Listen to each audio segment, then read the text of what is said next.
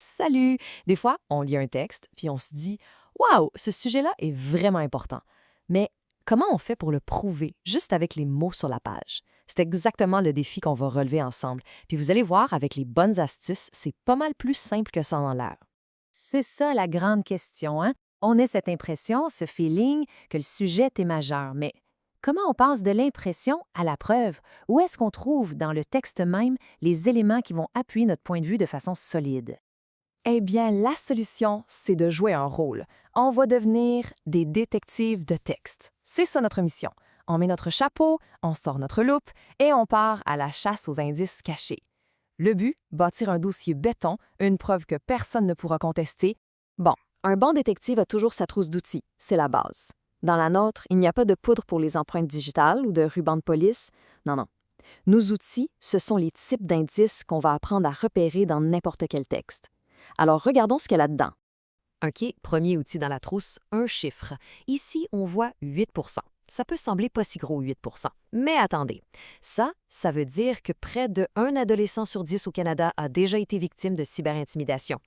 Là, quand on le dit comme ça, c'est énorme. Voilà. Indice numéro 1, les statistiques.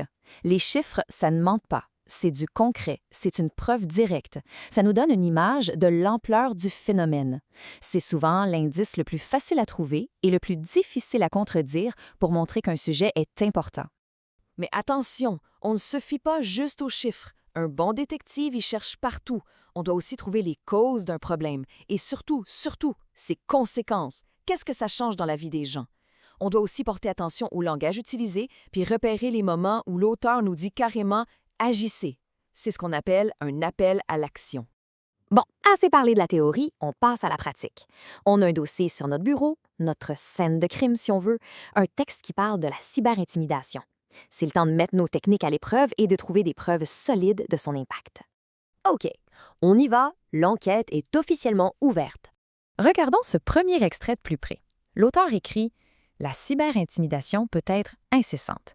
Elle peut atteindre une victime partout et en tout temps. » Ouf, les mots choisis ici sont forts, hein? Incessante, partout, en tout temps. C'est pas juste pas le fun, c'est beaucoup plus intense que ça. Et bang, on vient de trouver un autre type d'indice, une conséquence grave. Quand c'est incessant, ça veut dire que ça n'arrête jamais. La victime ne peut pas y échapper, même dans sa chambre. Ça, c'est une conséquence psychologique énorme.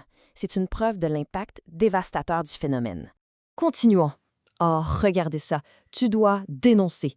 On remarque tout de suite le verbe super direct et le mot en majuscule. L'auteur ne dit pas « tu pourrais peut-être penser à dénoncer ». Non, c'est un ordre, quasiment. Et ça, c'est un appel à l'action de calibre. C'est un indice super important. Quand un auteur parle avec autant de force, c'est un signe clair qui pense que le problème est vraiment urgent puis qu'il faut faire quelque chose.